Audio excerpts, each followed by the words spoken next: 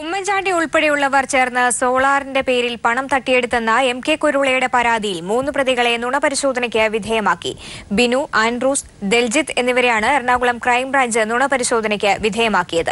കുരുവിളയിൽ നിന്നും പണം തട്ടിയതായി പ്രതികൾ സമ്മതിച്ചതായാണ് സൂചന. യു.ഡി.എഫ് സർക്കാരിന്റെ കാലത്ത് സമ്മർദ്ദത്തെ തുടർന്ന് ഉമ്മൻചാണ്ടിയുടെ പേര് ഒഴിവാക്കുകയായിരുന്നുവെന്ന് കുരുവിള പരാതി പറയുന്നു. വിദേശത്തുനിന്ന് ഇറക്കുമതി ചെയ്ത സോളാർ സാങ്കേതികവിദ്യ നടപ്പാക്കുന്നതുമായി ബന്ധപ്പെട്ട് പ്രതികൾ 1.5 കോടിയോളം രൂപ തട്ടിയെടുത്തുവെന്നായിരുന്നു കുരുവിളയുടെ പരാതി. പദ്ധതിക്ക് കേന്ദ്ര സംസ്ഥാന സർക്കാരുകളുടെ അനുമതിയും സബ്സിഡിയും ശരിയാക്കാമെന്ന് ഉമ്മൻചാണ്ടി ഉറപ്പു നൽകിയിരുന്നതായി കുരുവിള മൊഴി നൽകിയിരുന്നു. 2011 ഒക്ടോബർ 13 ഉമ്മൻചാണ്ടിയുമായി ക്ലിഫ് ഹൌസിൽ നടത്തിയ കൂടിക്കാഴ്ചയിലായിരുന്നു ഈ ഉറപ്പ് ലഭിച്ചത്. 4000 കോടി രൂപയുടെ പദ്ധതിക്ക് ഉമ്മൻചാണ്ടി 25% കമ്മീഷൻ ആവശ്യപ്പെട്ടിരുന്നതായും കുരുവിള മൊഴി നൽകിയിരുന്നു.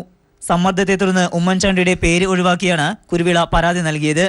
യു.ഡി.എഫ് സർക്കാരിന്റെ കാലത്ത് രജിസ്റ്റർ ചെയ്ത കേസിന്റെ അന്വേഷണം ക്രൈംബ്രാഞ്ച് 3 വർഷത്തോളം മരവിപ്പിച്ചിരിക്കുകയായിരുന്നു. പുതിയ സർക്കാരിന്റെ നിർദ്ദേശപ്രകാരമാണ് ഇപ്പോൾ അന്വേഷണം ശക്തമാക്കുകയും പ്രതികളെ നുണപരിശോധനയ്ക്ക് വിധേയമാക്കുകയും ചെയ്തത്. കൊല്ലം പാരിപ്പള്ളി സ്വദേശി ബിനു, കോട്ടയം പുതുപ്പള്ളി സ്വദേശി ആൻഡ്രൂസ്, തൃശൂർ കൊടകര സ്വദേശി ഡൽജിത്ത് എന്നിവരെയാണ് നുണപരിശോധന നടത്തിയത്. കുരുവിളയിൽ നിന്ന് പണം തട്ടിയെടുത്തതായി നുണപരിശോധനയിൽ പ്രതികൾ സമ്മതിച്ചതായാണ് സൂചന.